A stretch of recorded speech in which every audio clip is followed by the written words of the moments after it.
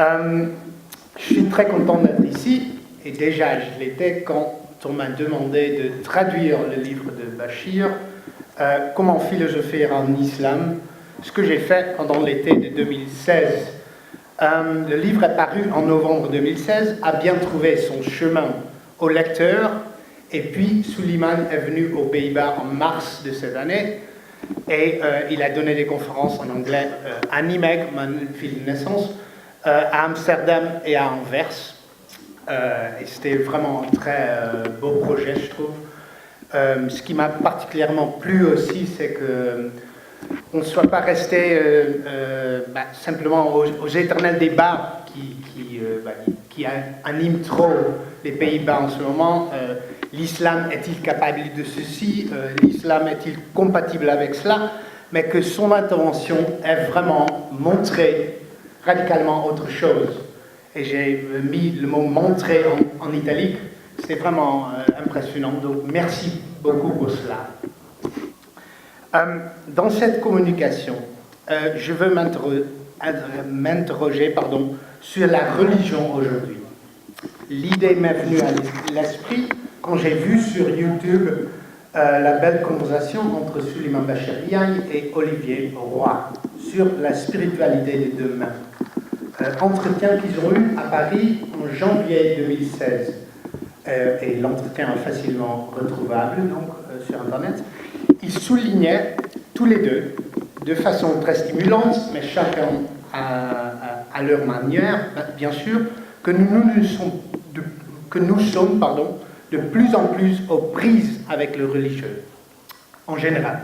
Il convenait que les débats éternels, et d'ailleurs parfois fort fatigants, sur l'islam, cachent un malaise plus profond quant à la place et au sens du religieux en général, que, faute de mieux, on tente de refouler donc.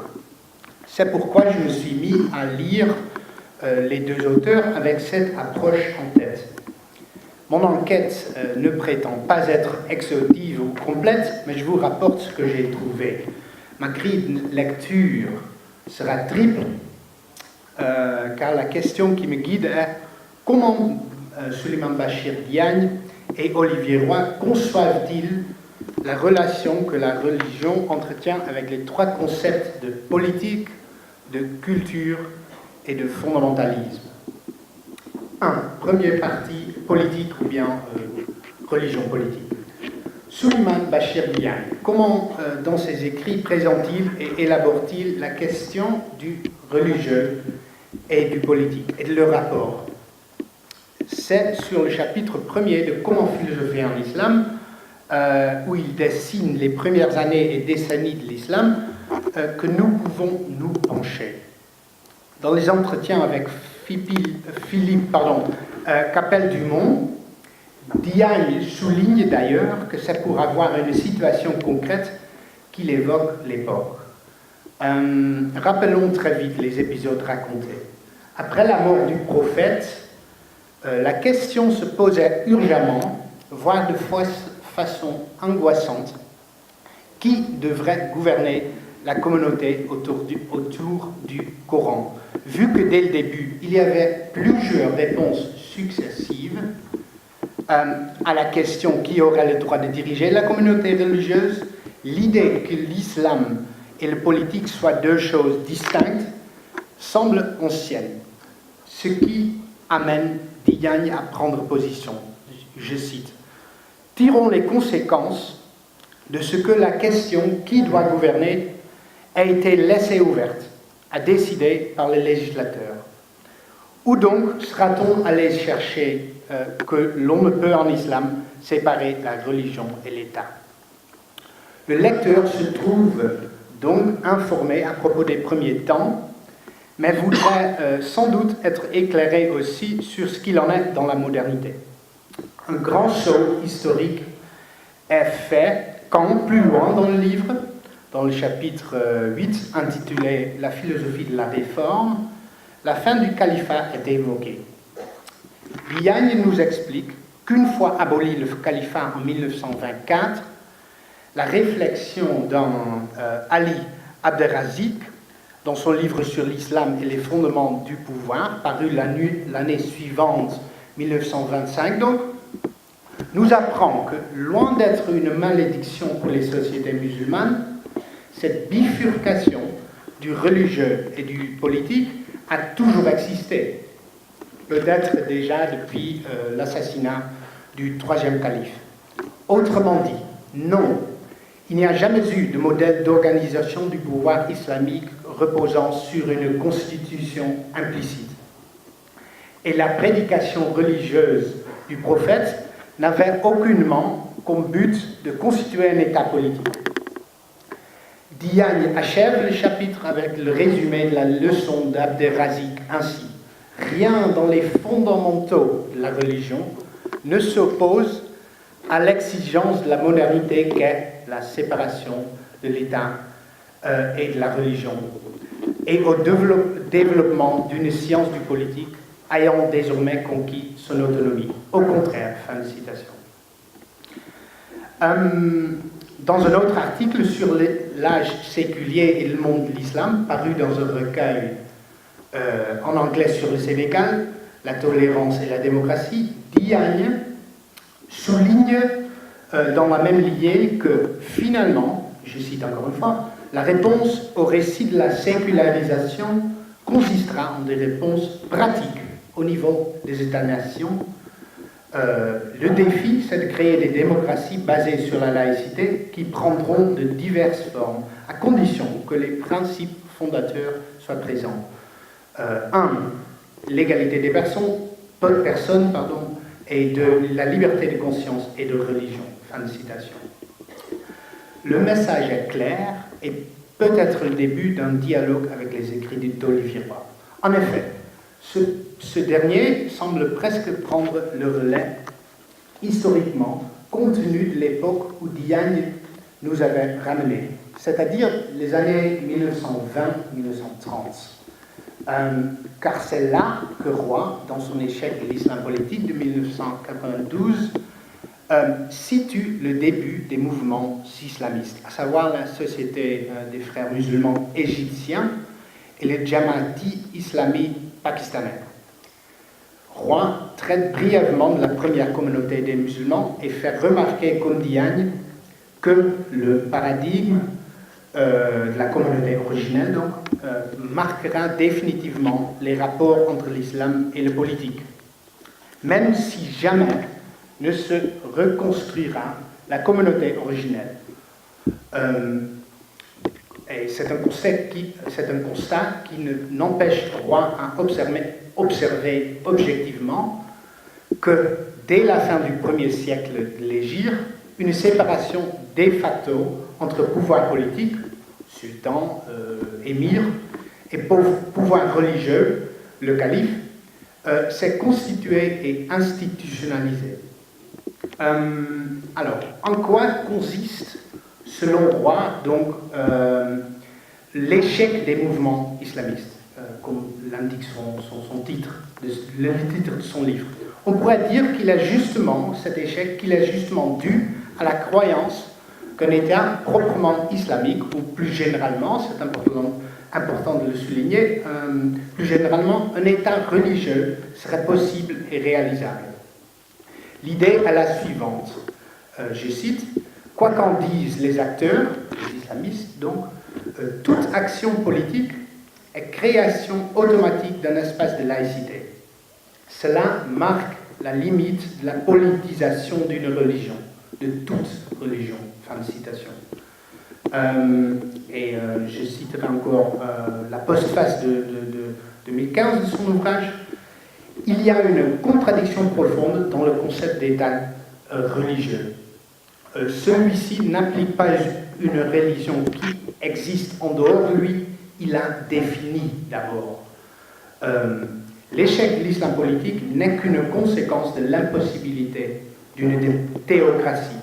Le politique, c'est d'abord le pouvoir, et le pouvoir suit ses propres lois. Deuxième partie, culture. Ce qu'on vient de faire, c'est de problématiser le rapport entre le religieux et le politique. Le premier ne produit pas automatiquement, le dernier, ou pour aller plus loin, ne peut pas se politiser, quitte à se vider lui-même. Si la religion n'est donc pas le politique, est-elle toujours aussi culture?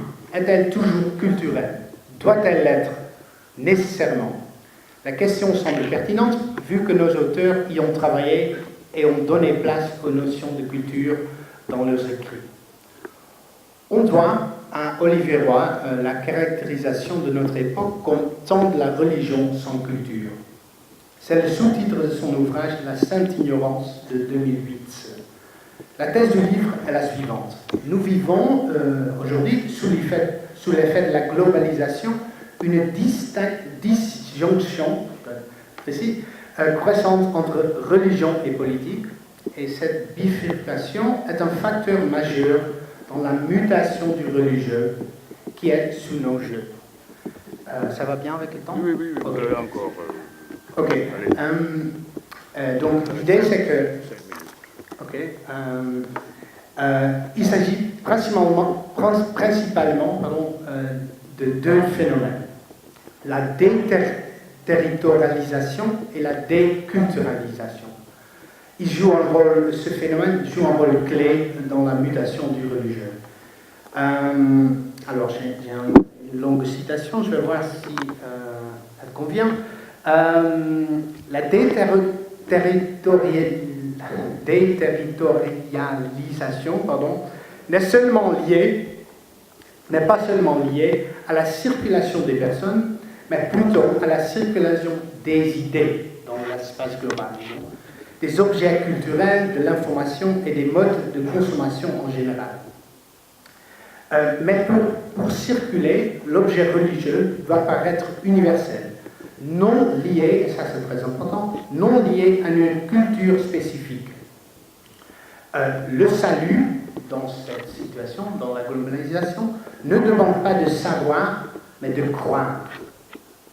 Halal fast food, éco-cachère par exemple, cyber-fatwa, halal dating, rock chrétien, méditation transcendantale. Voilà pourquoi. Or, quant à Suleiman Bachirian, à la lecture du déjà mentionné courant philosophique en islam, il semble à première vue que nous y trouvions une idée différente de celle qu'on vient de voir. En effet, dans le deuxième chapitre du livre, l'auteur nous raconte le devenir philosophique de la langue arabe dans le 9e et 10e siècle. Dans ce contexte, il avait une réflexion sur la signification de transposer les manières de dire et les savoirs d'une culture à une autre. Observons la description que Diagne fait de la position du philosophe hellénisant Abur Mishir Matar. Il y a des vérités universelles qui transcendent les différences de culture. Et il dit quelque chose de très beau sur la traduction.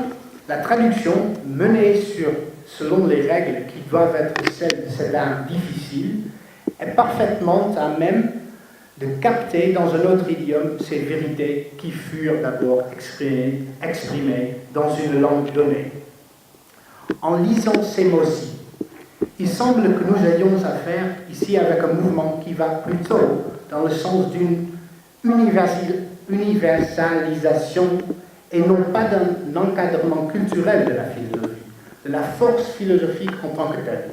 Et cela, Diagne le souligne à plusieurs endroits. Il semble donc que, alors Olivier Roy, nous faisons observer ce qui se passe lorsque la religion et la culture se déconnectent. Diagne tient à justement garder séparé culture, religion et philosophie.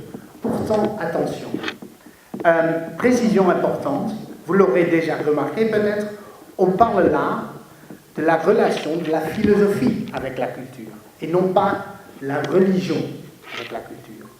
Diagne rompt des lances pour la philosophie et la force émancipatrice qui lui est propre, au-delà des cultures et des religions particulières. Mais à part ça, indépendamment indépendamment de cette discussion, on trouve ailleurs, également chez lui, l'idée qu'à l'intérieur de la religion, les différentes cultures existantes doivent être pleinement respectées. Et c'est dans la réflexion sur le juste rapport qu'il doit y avoir entre religion et culture que la notion clé de pluralisme apparaît. Cette notion garantit que la religion ne se ferme jamais définitivement sur elle-même et reste ouverte à l'interprétation. Pensons dans ce cadre au chapitre consacré à Averroès. Oui. Fondamentalisme. Ok. Donc on peut penser à l'exposé qu'il fait d'Averroès, le rôle crucial de l'interprétation qui est discuté. On peut penser encore à son affirmation dans les entretiens avec Philippe Capelle-Dumont, qu'il n'y a pas de centre et de périphérie en islam aujourd'hui, centre auquel les autres cultures du monde musulman chercheraient de s'accorder.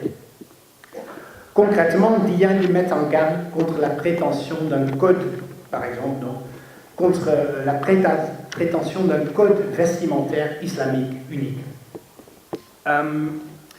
Voilà, troisième partie. Fondamentalisme ou les radicaux. Ce n'est pas l'aspect le moins provoquant dans l'analyse que fait Olivier Roy des jeunes radicaux islamiques que sa thèse qu'il y a dans ce phénomène beaucoup de points communs avec l'extrême gauche violente des années 1970. Il remarque que le fondamentalisme a le vent en poupe dans le processus de la globalisation, parce qu'il a la forme du religieux qui assume l'absence de la culture traditionnelle. Il propose une lecture horizontale ou transversale de la radicalisation qui ne remonte pas, donc une analyse qui ne remonte pas aux sources théologiques les plus anciennes. Selon lui, la relation au temps, à la notion de temps, est cruciale et centrale dans le fondamentalisme, à deux égards. Premier égard, il y a une hantise de la pureté des premiers temps, ceux du prophète donc, ce qui permet, paradoxalement, de rejeter l'histoire concrète, toute réflexion sur l'histoire concrète, sur notre époque par exemple, parce qu'on part d'un point zéro imaginaire. Le deuxième aspect, autant, c'est qu'il y a un aspect générationnel important. Des acteurs, ce sont majoritairement des jeunes, il y a très souvent des fratries, des bandes de copains de deuxième génération. Oui.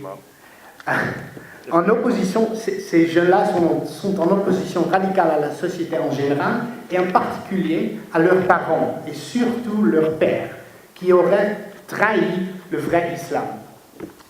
En tout cas, la radicalité précède le choix idéologico-religieux. Suleyman Bachir Diagne met en lumière une pareille centralité de la notion du temps en analysant le fondamentalisme, bien qu'il distingue une variante progressiste et une variante réactive. Cette dernière est une crispation sur la volonté à tout prix de reproduire ce qu'il en est en ces temps-là, illo tempore, en ces temps-là. Ce qui ne répond pas à l'originel ne peut être vu que comme déperdition, comme manque, comme défaut, comme imitation. On est toujours en retard. On tente toujours de rattraper ce qui est irrévocablement passé. Ce fondamentalisme-ci est aux portes de la violence et exprime l'horreur du temps, voire même hurle à la mort contre le temps. Dernier alinéa, dit ceci, je termine avec cette communication toutefois, avec une observation de Suleyman Bachir Diagne qui montre que la religion peut bien être, ou même devrait être radicale, pour ainsi dire fondamentale, voire même fondamentaliste. Les deux auteurs se retrouvent d'ailleurs sur ce point. Roy affirme qu'il n'est sans doute d'adjectif plus inapproprié que celui de modéré pour caractériser une religion. et je termine avec la citation de Suleiman, il y a un retour au fondement qui signifie que l'on cherche à s'inspirer de ce qu'il en était à l'origine, pour essayer de capter ainsi l'esprit de la religion, de le retrouver ainsi dans son jaillissement premier et libre, révolutionnaire, afin de mieux répondre aux exigences du présent et de se diriger vers l'avenir. Ce qui définit alors le fondamental est qu'il se distingue de l'accessoire. À ce fondamental, on demande de redonner de l'élan, de rouvrir l'avenir. C'est là le fondamentalisme progressiste. Mesdames et messieurs, je vous remercie.